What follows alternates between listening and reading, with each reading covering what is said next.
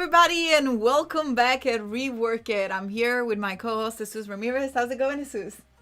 Hey, Kladi, I'm doing well. How are you? Very good, thank you. And also, we are here with so many lovely people in the chat.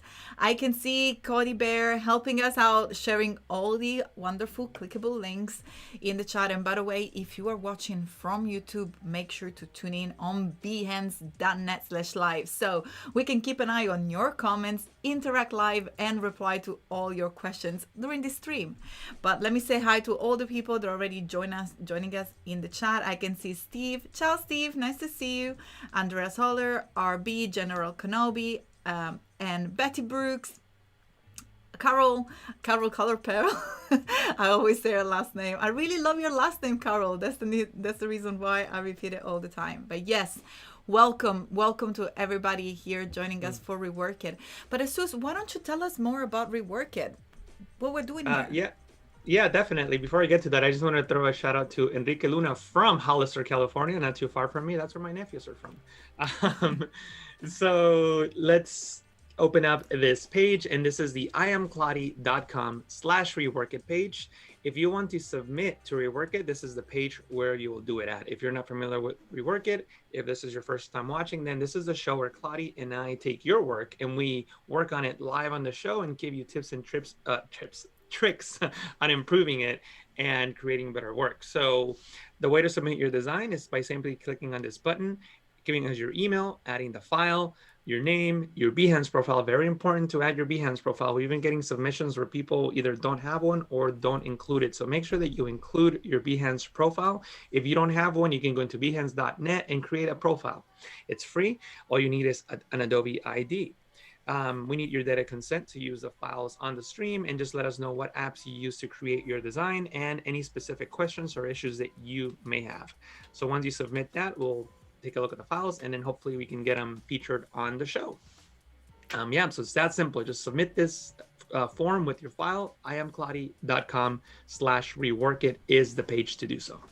And I want to ask something in the chat, Jesus. I want to know who is new, who is here for the first time. Is always to see, of course, we are familiar with some of the lovely names that we can see in the chat. But I also want to know, first of all, where you guys are watching from. Because I'm from Manchester. I'm Italian, as you can probably gather from the accent. But I'm based in Manchester. Jesus, where you're at right now? I am in the San Francisco Bay Area, and actually someone was just commenting about that. They were wondering if we were together, and no, like Kladi just did a fantastic job today with the green screen that it looks like we are together in the same room, but we are not.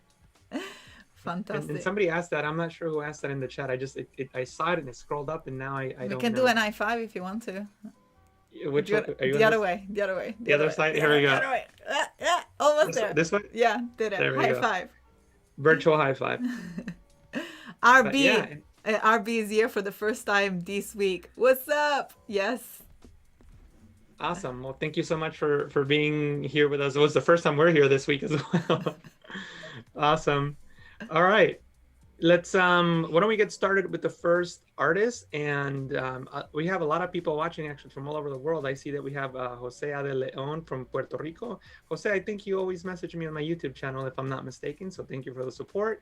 Of course, Steve from New Zealand, and we have a lot of people from the US, Houston, Texas, Donovan, Yves from Switzerland. So yeah, we have people from all over the world. Let us know where you're watching from. We're always very curious to see where you're tuning in from. Paul from Romania. Awesome. So people from all over the world. I wonder who is here from like the furthest location for both you and me. I wonder what that would be, Claudia. If you're in England and I'm in the Bay Area, what would the furthest location be like? Maybe Steve? Maybe Steve in New Zealand. Yeah. But anyway, this is the artist that we're going to feature today. One of the artists that we'll be featuring today. And I'm so sorry if I mispronounced her name. Lisette Woltjer, I think it's pronounced. I'm so sorry if I got your last name wrong or your first name. But she is a wonderful artist from the Netherlands, and you can see the beautiful paintings that she creates. It's a really, really cool style. So make sure that you check her out. I'm going to paste the link in the chat, and I think Cody Bear is the one that will make it clickable there in the chat, but the link is in the chat now. There's a lot of people from the UK. Tuboka is giving us love from the UK, so maybe down the street from you, Kladi. Yeah, where about in the UK? Let us know. I'm in Yeah, Manchester. Actually, I'm in Prestwich. Prestwich, awesome. Yeah, just outside of Manchester. Great. So what we're gonna do now is go into Photoshop and look at the file that Lisette submitted. So this is the file here, and as we usually do, what I like to do is just click on the eye icon, and this is the tip that I show almost every week. Click and drag down, and you can just disable all the layers. See that? You can just disable all the layers, and the layers disable, and you can do the same thing to enable them. Click and drag up, and you can disable all the layers like so. Here's another trick. You can also hold Alt on Windows, Option on the Mac, and click on an eye icon, and you'll disable all the layers except the one that you clicked on. So maybe you want to isolate a specific layer. So we have all the layers selected, and maybe you just want to focus on one particular thing, like I don't know, let's see, the water. I can just hold Alt on Windows, Option on the Mac, and click, and I isolate that layer, so everything else becomes disabled. So that's a really cool trick that you can use to just look at one particular layer. So let me just disable all the layers again. I know I'm just enabling and disabling layers now, but let's just look at, it looks like she's got some reference photos. So you can see that she uses references to create, essentially it's like a composite almost. And then she just, paints based on that reference, which is fantastic. I highly recommend using references if you're painting. I used to do a lot of painting, or I don't really want to call it painting, drawing when I was a kid, and that's how I got into Photoshop. I used to take I used to do a lot of Spider-Man and superhero, Marvel superhero drawings. I used to scan them into Photoshop, and then I used to finalize them in Photoshop. So that's how I got into it. And a lot of the stuff that I would do is either I would take pictures of myself, doing a particular pose, and then not necessarily trace it, but use it as a reference to to pose the superhero. Although I don't have the superhero muscles. Do I remember something with a dog or something? Well, that was a composite. That was my very first composite ever. And actually, now that I'm talking about both of these things, I'm quickly going to do a search. And actually, maybe Kladi, you can probably go into, so I don't waste too much time just searching for it. But if you go into my Photoshop training channel Facebook page, you can look at the photos, and from the photos you can scroll down and you'll see both the dog that you're referring to. I'll look for and it. Also I did a Spider-Man, which is actually doing what I just described. It was a photo of me, but then I sort of digitized it and made it look like Spider-Man.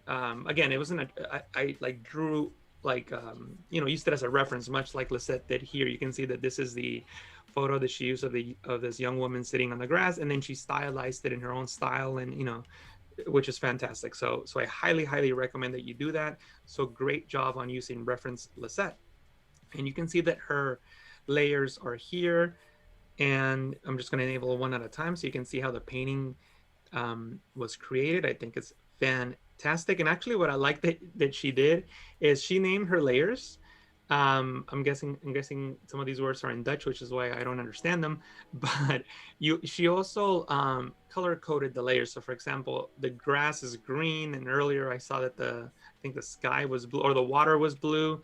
So that helps you stay organized and find the layers that you want. I know I mentioned this before on Rework It, but one of the advantages of naming your layers is that when you right click over an image, if you have the move tool selected, you can see a list of the layers that are there, and then when you click on one, it automatically selects it in the layers panel. So that's why you want to name your layers, so you can have the ability to do that. Because if you just see layer 1, 2, 3, 4, 5, 6, 7, 8, 9, 10, you won't know what layer is doing what. You're probably not going to remember, unless you have really good memory and you know what each randomly named layer is doing. But my memory is not that good to remember, so it's always a good idea to name your layers. So again, with the move tool selected, you can right click over an image and you can see the layers that are directly below the point that you clicked on. Susan, I'm going to stop you a second, just because we have a general question that it comes up very often during the streams. And I think I never heard your perspective, so I would love for you to take this question. Taboka is mentioning that is a freelancer, took a leap year this year and still figuring things out. Is it okay to ask clients for their budget? What is the best way to price? So let us know your insight, Jesús. Well, I always think it's great to ask the clients for their budget, because especially, within context, right? Like, for example, if it sounds like you're just starting out, so within that context, I'm assuming that you're not going to have, I mean, it's possible, but hopefully you will, but you're probably not going to have these big budget clients yet.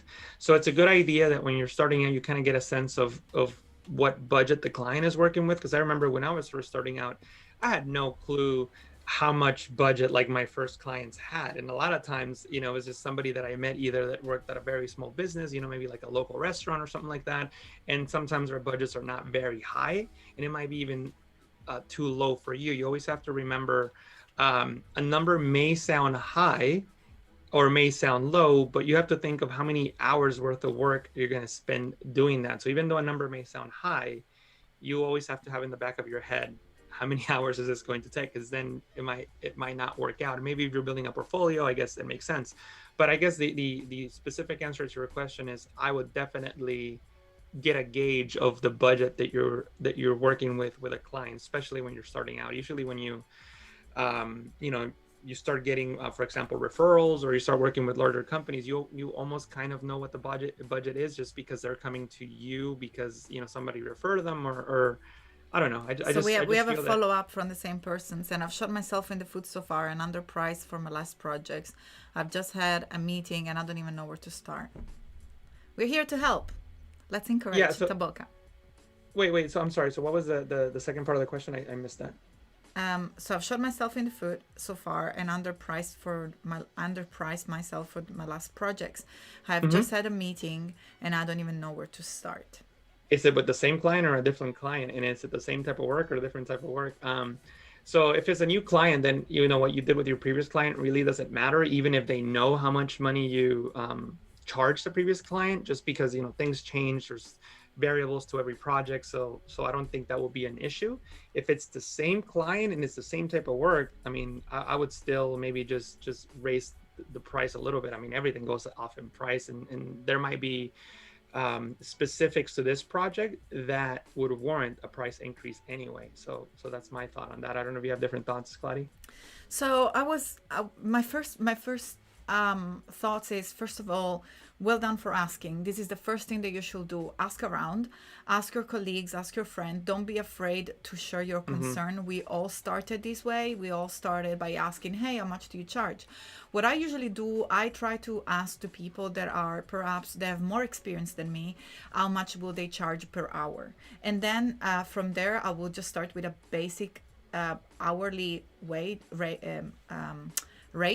that is satisfied, that it feels satisfying, because the place that you don't want to be, exactly like you say, like feel that you are underpaid, that's already a symptom that you're aiming too low in terms of cost. So that's already the first step that should make you feel like you need to ask more money. Because remember, even if you perhaps ask for more money and then you limit and kind of limit the amount of clients that you have, this is going to allow you to dedicate more time to create better projects. Better projects are for better portfolio, which will attract even better clients that are willing to spend the money for you to work on it. So don't try to get as quantity over quality. What I will say is, though, don't be afraid to ask for any number that you have discussed with your peers, of course based on your year of experience.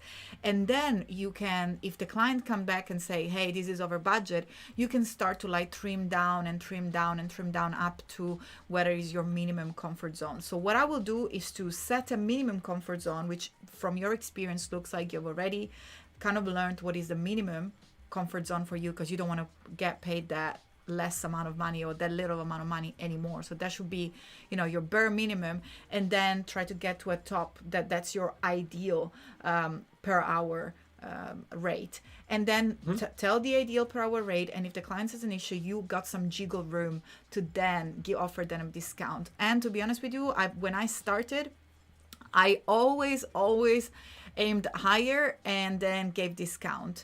And not to mock the price, but simply because that was the way for me to hand up to a price which I thought that it was fair for the amount of hour that I was gonna work, because that's your sweat and tears. So you need to be. There is nothing better than feel rewarded of your hard work. So don't be Mm-hmm. afraid for ask for more money ever. Mm-hmm. I definitely agree. And actually, since you were talking, Claudia, I found that photo that I was talking about. So this is um, a digital painting that I did when I first started using Photoshop. And so I took a picture of myself doing that. And then I sort of like used it as reference and obviously turned it into Spider-Man. But I started using Photoshop to create the textures, the lighting, like all this extra stuff, you know, even the texture on the jeans and all this stuff, the belt buckle, you know. And actually, big shout outs to Burt Monroy, because I bought his book. And to me, Burt is like a Photoshop master. So the person I look up the most in this Not only industry. to you, he is the master. Yeah, he's amazing. So anyway, so I bought Bert's book, and he had a section on making, like, you know, chrome effects and textures and all this stuff. So then that's how I kind of created that, and that's the point that I was trying to make with Lisette. Did fantastic job on using references for the characters on her scene, in her scene, and even the background. So excellent. No, nothing wrong with doing that. And actually, for those of you that are comic book geeks like me, if you're familiar with the artist Alex Ross, which I think is one of the greatest comic book artists of all time, he uses reference photos like this, but he actually draws and paints with like traditional media. But anyway, let's let's get into reworking this a little bit. To be frank with you, I don't know if Lisette is in the chat, but there's not much to rework. I mean, this is your style. This is, you know, it's your you know, I don't really want to take from the artistic side of it. Maybe just give you some tips on some things that I may think might be a little bit off. Some of the things that I don't think work well is that in some areas, for example, you have these really straight edges and these pixelated pixels here. So maybe I would do something to maybe repaint them, or maybe apply a texture, or even use the filter to make it more look painterly. Since I really like, you know, like grass and you know, this area here looks fantastic. But then when I start looking at areas like the trees back here, and even this, I think it's maybe some sort of cabin or house, it doesn't look like it's part of that same scene. So I just feel like that there's a lot of straight edges, like on this tree up here. See, that's here we have this straight edge, but then we really don't have that many straight edges on other plants in the scene. We have them with the characters, and I think that's fine, but I just don't think that we have a cohesive painting when it comes to the plants and things like that. So I would focus on that. A couple of ways in which you can add texture. There's so many ways of adding a texture to this. You can obviously get a photo and overlay it on this if you want to create it from scratch. One way will be to just create a new layer, you know, fill it with white, control backspace, command backspace on the Mac to fill with the background color. In this case is white.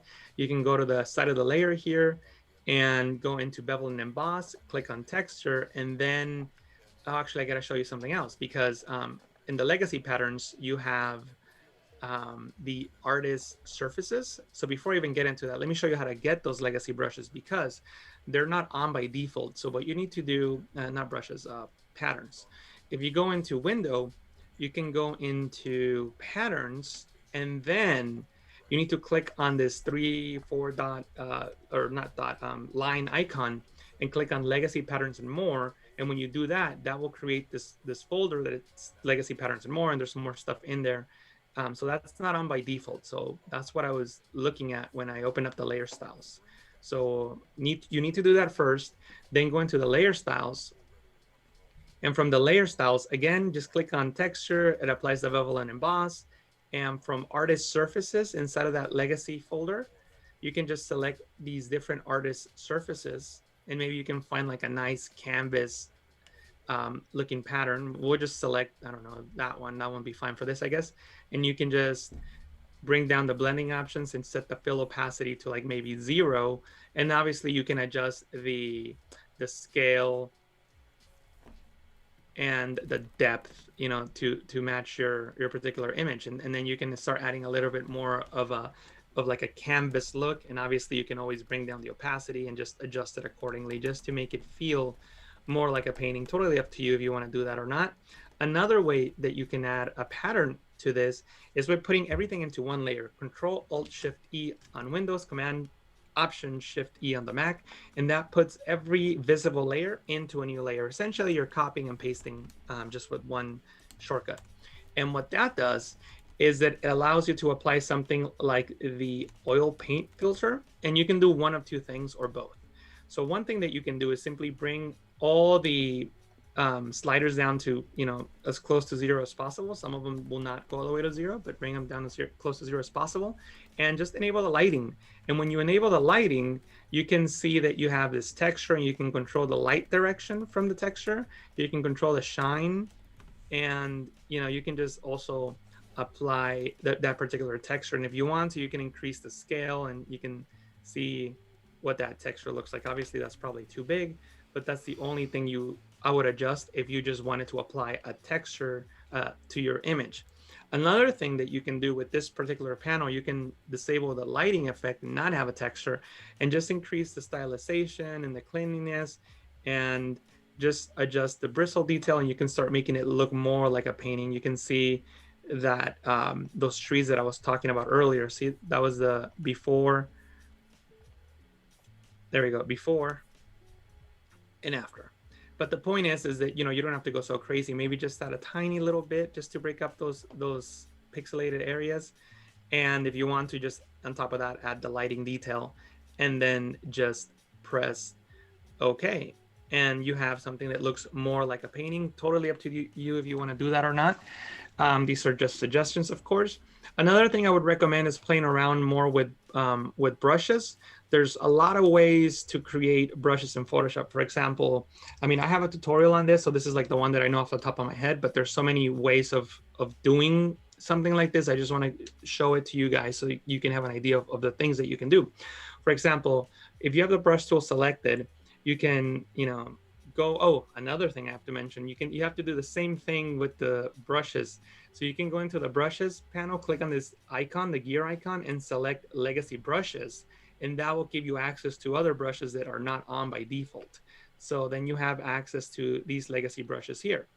And from the legacy brushes, somewhere in here, there is a crayon brush. Let me find it really quick, and I can actually search for it here. Crayon. There we go, crayon. And you can paint, let me just make that black, and you can paint, and it's supposed to look like a crayon. And in my opinion, it doesn't look that much like crayon, but you can create your own crayon brush.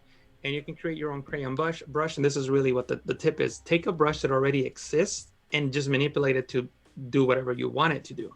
So what you can do here is go back into the legacy brushes, and I don't remember the name of the brush that I'm looking for, so that's why I'm going to scroll down and not search for it, because I think it's called, oh, here we go, Spatter 14. That's the one I'm looking for. So this one right here. See, it doesn't look like a crayon at all, right? But you can click on this icon to bring up the brush settings, and then you can increase the spacing. Notice the preview here at the bottom. See how the brush is now spaced out? I can also go into shape dynamics and increase the size jitter so they're not all the same size anymore. I can also increase the angle jitter so that they're all facing different ways now. See that? And now I can adjust the brush tip again and maybe bring it closer together like so. And that's starting to look more like a crayon. See that? So then I can compare it to the one that comes with default with Photoshop. And even though it's not perfect, I kind of like the effect that this creates better. The point is that you can start creating all these different brushes and, you know, just start applying different effects. And for example, like this crayon, maybe I would also go back into the transfer and maybe, you know, decrease the flow, and then maybe even opacity just a little bit, so that, you know, you kind of get that build-up effect. But there's so many things that you can do just to create these effects. See that? See how as I'm building up on here, I can just make that area darker, more like an actual crayon, you know, and so I just get just a solid color. See that? So anyway, there's so many things that you can do. So I would recommend playing around with those brushes so you can get all these different effects. If you want to get even more brushes and without doing all the work, you can select the brush tool, click on the down pointing arrow, go back into the gear icon and select get more brushes. That will bring you up to this page, this Adobe page. Here we go. And you need to be logged in with your Adobe ID to get it. But these are professional brushes by Kyle T. Webster. They're fantastic brushes. They're ABR files, and they're, you know, they'll work on your desktop, laptop, or iPad, as you can see here. And there are so many brushes that you can get. We have some watercolor brushes, we got some spatter brushes, all kinds of different brushes. And these are ABR files. So all you need to do is just click on the download button and just say, you know, save mine to my desktop. And all you need to do, this is an ABR file. So I can just open up this ABR file and it's installed. If I click on this down pointing arrow at the very bottom, I should see my spatter brushes folder. Here it is. See that?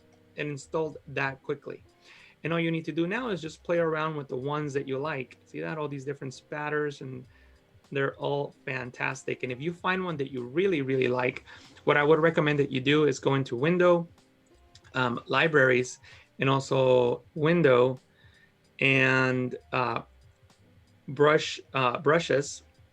And if you like a brush, there's a brush that you really like one of these spatter ones, maybe you play around with all of them and you know they're all great, but you know what, this one is fantastic and I want to save it, you can click and drag that brush into your libraries panel, and you can save it into a library. So that means that now you have access to this particular brush from anywhere, from your laptop, desktop. As long as you're logged into your Adobe ID, you'll have access to that particular brush. And this could also be a really good way of organizing and saving your brushes so that you have access to them from anywhere. So I would recommend just putting the ones that you like into a library, or the ones that you use the most often, and they're there and they're available everywhere. And you know, no matter what brush you have selected, let me just select a different one, select that one. And you know, I can come into my libraries and you know, this is what I have selected now. But if I enable this splatter brush, I can easily enable it. So super, super useful. So make sure that you use libraries for that. Any questions in the Yes, chat? Jesus, I was just finishing for you to showcase that. Cody Bear just went through the path on how to get more brushes to get through Kyle Webster brushes. Do you mind showing like again the path going from the brush menu, please?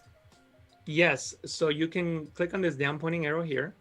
You can also go into the gear icon and then select get more brushes. There you go. Here, here, and here. So I hope that helps.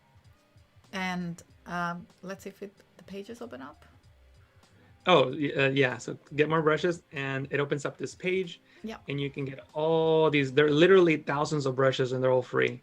You do need to have an Adobe ID for this, and I believe, if I'm not, maybe Cody or someone in the chat can correct me, but I think that you do need a Creative Cloud account to access this page. Try to look at the very top of the website. Usually, you can see if you need to log in from the Yeah. You need to log in for sure. I just don't know if a free Adobe ID will get you in here or not. That's what I'm not sure about.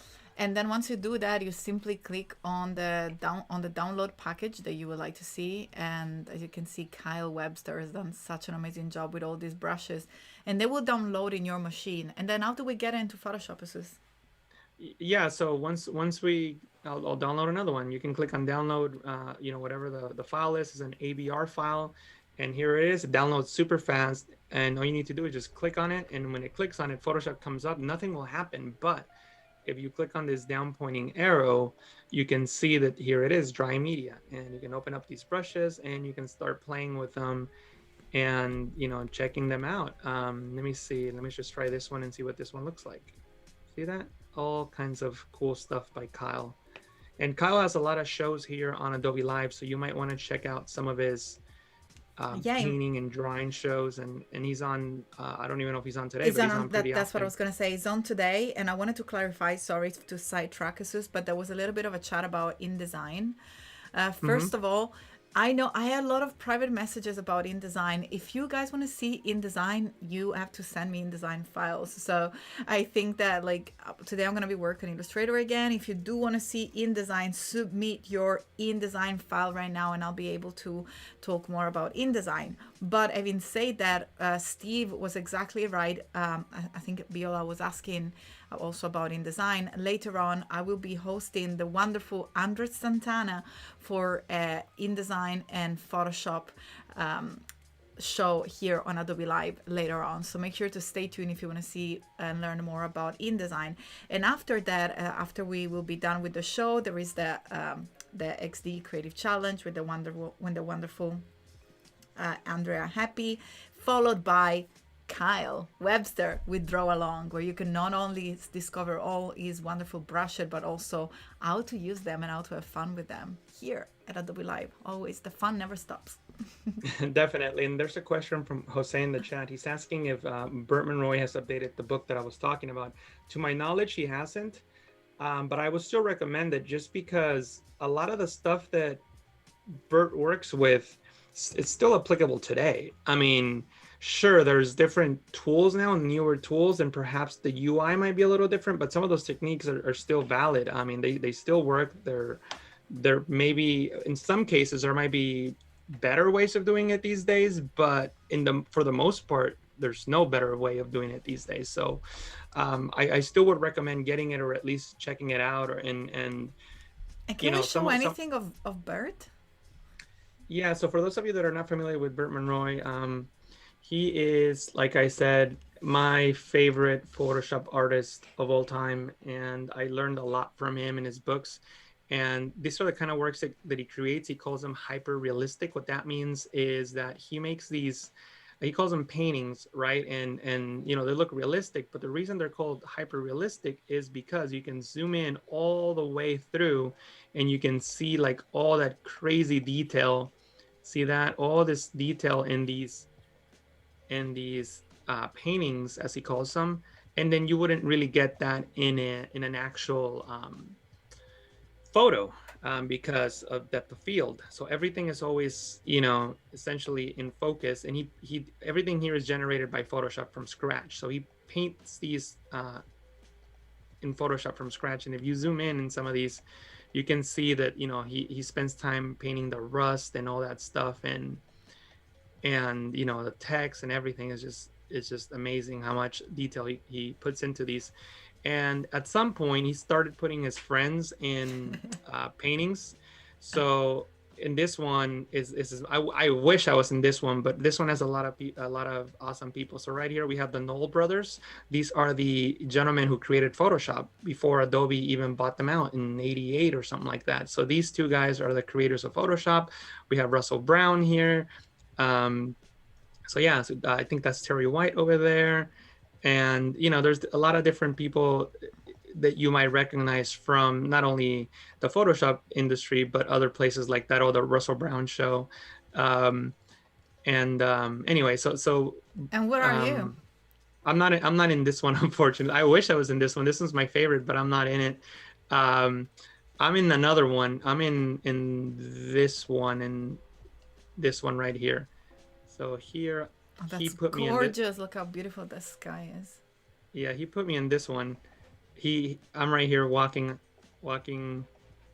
right. That's me right there. He put me right there. And that's Anne-Marie Concepcion and David Blattner, who you might know from Creative Pro. They're amazing InDesign instructors. And yeah, there's a whole bunch of, again, Colin Smith from Photoshop Cafe right there. Some of you may know Chris Converse. He's an Adobe Max speaker. But yeah, there's a lot of people here that you know, are related to the industry. So it's super cool that he puts his friends on these. Carol was like, I saw you, sis. But yeah, so yeah, he's a fantastic artist, and I highly recommend getting his books. And even Bert co-wrote the very first book on Photoshop ever. So you know, you can imagine how long he's been doing this, and the amount of knowledge that he has is incredible. And we had the wonderful luck to visit his studio and one of his latest painting, which was the one with the clouds and the San Francisco Hayes. I think it was the first one that you ever Oh, shown. yeah, I took it off. Yeah, I and closed the page. okay, and I wanted to give like a big shout out because not only is an amazing talented artist, and of course as everything that Jesus has mentioned, but is a very very welcoming, lovely human being. So I want to say that I had not only the pleasure of seeing his beautiful art and work in progress, but also the big shout out to Bert, wonderful, lovely artist and person, 360. Which is Yeah. always fantastic to see talented people. They're also beautiful humans. Is just amazing. And yes, Umacron is saying David Blattner. I was actually thinking a second ago about it. David Blattner. Umacron is giving a shout out to InDesign Secrets, but also before Jesus, someone mentioned like Jesus is a real pro, and that pro made me think about something that is going on next week. Do you want to give a shout out about some more Adobe related event happening? Yeah, so let me pull up the page. So some of you may be from, I know some in the chat are already talking about it. David Blattner from InDesign Secrets and his company Creative Pro are throwing an event next week that Kladi and myself are a part of, and actually Bert Monroe is another speaker here. So yeah, Creative Pro next week. You can check it out. CreativeProWeek.com is the website, 4 days away.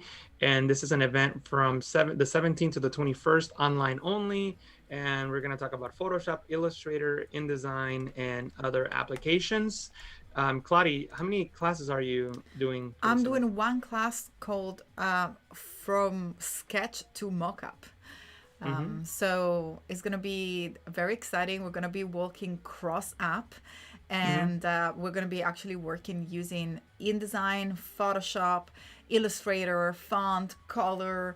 We're going to be creating a website with Adobe Portfolio. It's going to be a real 360 exploration of the cross-app environment. We are really going to take advantage of the wonderful Creative Cloud apps and services working together to create some professional assets. And I think I have like a I don't know, this is like the beauty of the live. Me and Jesus haven't prepared on that, but like I just realized that I actually have a discount code that we can give as trainers. So I'm just going to put it in the chat for those of you that want to join.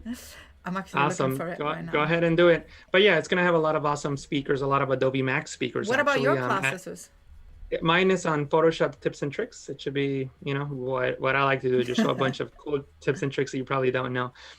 Yeah, we have a lot of Adobe Max speakers. Anne-Marie Concepcion is an Adobe Max speaker. Bart actually was the #1 speaker a couple years ago. Bert Monroe, we were just talking about. Chris Converse is an Adobe Max speaker. Chad Chilius is an Adobe Max speaker. Colin Smith, David Blattner. Yeah, so we have a lot of people who are Adobe Max speakers in this event. Kladi, obviously, Keith, another Adobe Max speaker, Lisa Carney. You've seen her here on Adobe Live. Mark Heaps, who was the top Adobe Live speaker 2 years ago. Nigel French. So yeah, so it's going to be a fantastic event. Von Glitchka, for those of you that are into Illustrator, he's fantastic in Illustrator. So yeah, it's going to be a great event. And I shared the discount code. I think with that code you'll be able to have like I believe $100 off on the full week pass. Awesome. But yeah, I don't know if there's anything else I want to mention for this particular piece.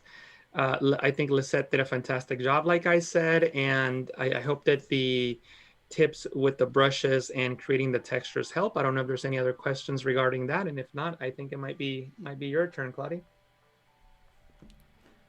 No, everyone was just I think no. I was just looking at something about layer comp, but pro tip, monkey face layer comp. I don't know if it's me not getting that from Sean. Wait, let me see. From Sean. And in the meantime, I want to say hi to Stony, Mercurial, Fairy joined us, and Peter, Emma. I saw so many people showing during the stream. So in the meantime, I'm going to say hi to everybody. Fabio, ciao. Fabio, you're Italian. I went ciao right away. Yeah, pro tip, monkey face layer comp. I don't know what you mean by monkey face layer comp. I don't know if it was me not getting it, but... Yeah, maybe there was something else in the chat that I don't know. That we missed. Yeah. All right, fantastic. So I think I'm going to jump into my screen right now because time goes fast. If you do have questions, please, please, please use the chat on behance.net/live. Me and Jesus keep our eyes peeled on the chat constantly, as you can see, scrolling up and down and see if you have any question. Don't be afraid, as I say all the time. Adobe Live is a safe space to learn together. Every question related to Adobe apps, your creative career, freelancing, creativity in general, design business, the design industry, or maybe our experience. This is definitely something that we're super happy to discuss about during the streams as well. So go ahead and pop your question in the chat. We are looking forward to reply to them. And I'm gonna now jump into my screen. Sanju Kumar from India says, lots of love to both you and me, Kladi. So lots of love back to you, Sanju. Thank you so much. Yes, and also lots of love to everyone that is watching from India. It's still a very hard time there. We know. I do follow in the news, and that's why I want to share like a special hug of love. Hopefully everything is gonna get back to normal pretty soon for everybody. Perfect. So right, we are back, and I'm here on my website. I am Kladi.com because I wanted to head back to Rework It, where is the place where you can submit your files before we jump into Illustrator. Again, Cody Bear, fantastic. You just read my mind. Cody Bear just shared the clickable link for Rework It. So Rework It is iamkladi.com/rework it. This is the place where you can submit your file by clicking on submit your design. And then from here, all you have to do is to send us your email, add your file name, your Behance profile. That's really important. The person that I'm going to be showcasing today, just put his name, which is fine. I love to know your name, but I really want to know your Behance profile so you can get a lot of followers and you get a lot of attention on your profiles. And of course, by the way, I'm sorry for interrupting, Kladi. I'm so sorry. Because I was reading the comment from Sean, and there's an Easter egg that I didn't know about that Sean just taught me.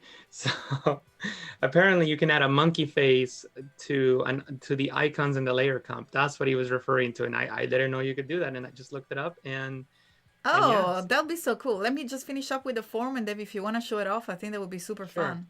So yeah, I was just saying here, make sure to click on the data consent and let us know if you have any questions. If for whatever reason the file is too big, you can upload a JPEG of the file and then we can request a Dropbox, or you can use this area here where which is like basically a text field where you can place a WeTransfer link or a Dropbox link or anything like that, or a Google Drive where we can get your larger file and then of course submit.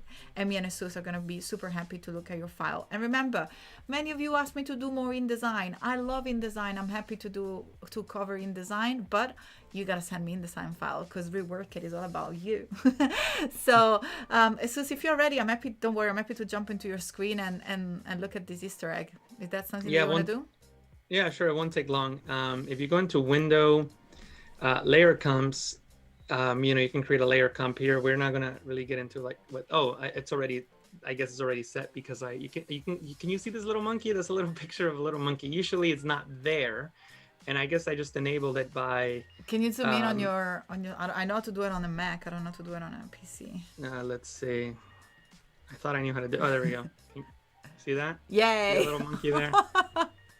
But the way that you add it is by to be honest, I don't even know how to take it away. But usually the icon is like a little paper looking icon, and the way that you enable it is by creating a new layer comp and then just giving it a name, and the name you need to give it is a layer monkey 0, and then it adds that little monkey here on the side as opposed to the little paper icon. So I didn't know that, and then that's what Sean was referring to. So thank you so much, Sean, for letting us know this Easter egg. That's super cool. Thank you, Sean. Fantastic. So I'm going to go back into my screen. I was, of course, in Photoshop because I wanted to try it right away, but I'm going to do that later on. Right. Fantastic. Jesus, please feel free to interrupt me anytime. Let me know if you, if there is any other question. Vikram is giggling about it. That's so funny. We love the Easter eggs in the apps. Everybody loves it. Okay, so Let me head back into Illustrator with the file to rework today. We don't have a lot of time. Don't worry, we can talk more tomorrow about Illustrator or hopefully InDesign. Submit your file right now if you haven't done so yet. Please do so because we're super excited to rework your files. And I'm here working Nassim coloring a superhero. I like to imagine that that's Nassim. We do not have his Behance profile, but we do have his artwork ready to be reworked. So Nassim's concern was mainly about color. He wasn't happy with the color palette and he wanted me to discuss a little bit more about color, and I'm super happy to do so. So first thing that I want to say is that there are so many different features in which you can recolor an artwork, and I'm going to show you mainly what you can do using Illustrator, color.adobe.com, and if we do have time, I doubt because I can see the time ticking very fast, maybe also Photoshop. But don't forget that we are with you tomorrow as well. So let's get started for today. The first thing that I do when I do open an Illustrator file is to head to the layers panel. And I can see here that we mainly have two layers. So the first layer, which visibility is toggled because we do have the little eye icon here next to the layer, and the layer is unlocked. That means that we can actually select any of the graphics that belong to this first layer, as you can see.